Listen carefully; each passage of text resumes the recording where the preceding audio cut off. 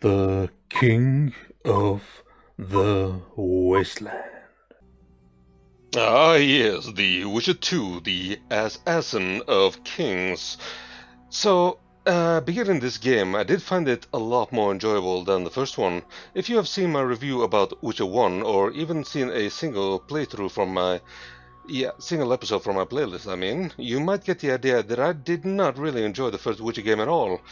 And I did not. No, it was not fun. But, it's a big but. As I start this second game, I'm immediately impressed by this game as a whole. It's miles better as soon as I begin. It's actually have a well-made cutscene that's fun, riveting, and interesting. And it's intriguing and exciting. It sets the mood for things to come.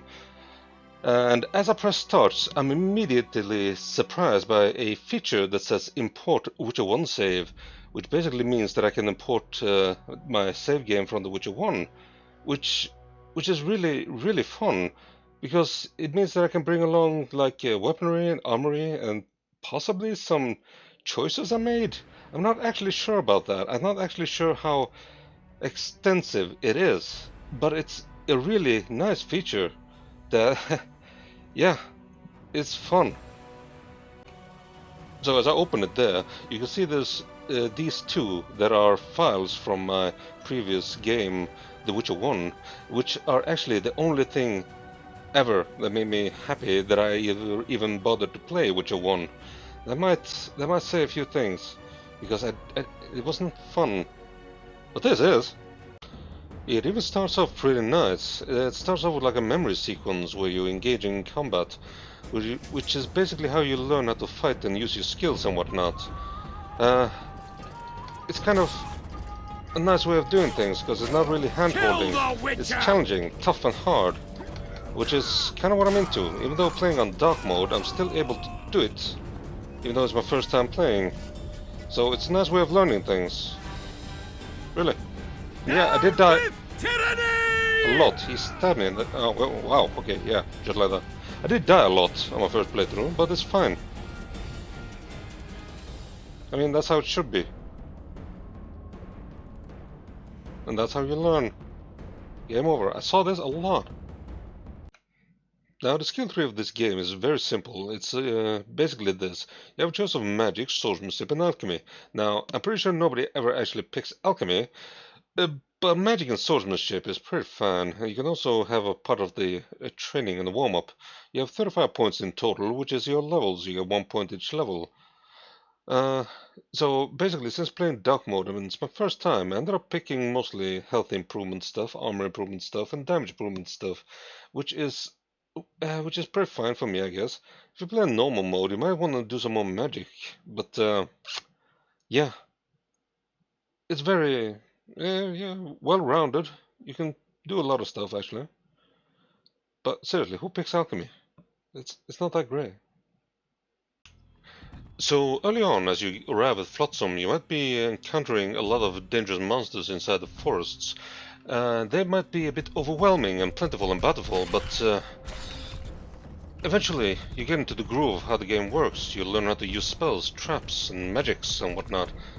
And then you figure out it's not really that hard.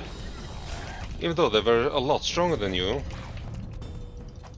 I mean, you just need to figure out how the game works. It's a bit tricky at times, but look at this. Boom, boom, boom. It is fun. And this is kind of a boss. Like a mini boss, actually. Oh yeah. And yes, even during boss battles there can be certain quick time events. You come down and trap it! In some cases can make things a lot more difficult and challenging. Like in this battle against the Kiran. Like when you're about to finish it off, actually. Speaking of the Kiran, this was actually the most intense and difficult combat I was facing in the entire game. And it's really fun and challenging. I died so much. He is super hard. Use a sign. Especially. Trap it with the air gun. Shut up, silly. Especially at the ending when I have to kill him. But it's really fun game, and it's, in my conclusion, the most difficult boss battle in the game. Because I didn't actually fight anything later on as hard. which was a little bit disappointing because this was really fun. Trap it with the air gun. Oh, would you please shut up? Because it was really fun. It was challenging, hard, and tactical. And look at this thing. He's disgusting. Trap it with the air gun. Looks like a massive venereal disease. Now, the flow of the game is pretty nice. The animation and voice acting is enjoyable. The graphic is beautiful and well made for this age. But the final boss battle itself was really... I found it to be very disappointing. It was way too easy. I mean, compared to the Kieran or Dragon I fought earlier, like this is the final battle. There's some dude, some big buff dude. I know it's like the main plot of the whole story is basically him, but it wasn't thrilling. You fight him earlier on, and it was a lot more challenging, much more harder. But now, he's like a pansy. I mean, look at him with this little coin flipping over there. He's a jackass. It wasn't fun. It was so easy. I mean, make the last boss battle hard, challenging, tactical, difficult. I didn't die at all. I lost like a quarter of my health. But still.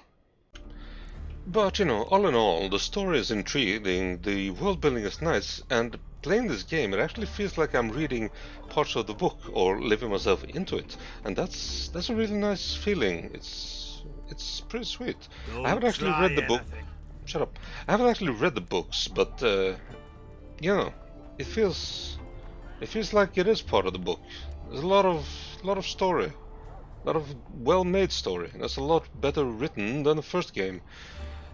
But I did actually find some few minor errors in stuff like the translation and stuff. You see, I'm using a bomb called the Grape Shot down in the left corner, but a mission that was here in Vargan required me to use a bomb called Honeycomb or something. But that's actually a translation error for those playing the game and didn't find that out or check it out. But the Honeycomb bombs are actually the Grape Shots. That's just like it's a small thing. It would be very confusing, but I don't find many things to pick on in this game. It's charming. Yeah. So I'm assuming a lot of people started playing Witcher 3 and they might feel a little scared or uneasy to play Witcher 2. Because that would be like the middle ground. You would want to try Witcher 1 first. But if you actually try Witcher 1, you might actually not feel like playing 2, because Witcher 1 sucks big balls. Yeah, don't bother. But Witcher 2 is fun. I had a great time with it, all in all. I spent a lot of hours on it. It's like almost 50 episodes, half an hour each. You know, it's a lot of hours. So, my total conclusion is a roll on the dice 4. It's fun. Try it. If you're scared to try it, then try it. It's worth it. You know, just play around with it. Have fun. I guess that's it. It's not much to say actually. Just it's fun. Yeah. Bye.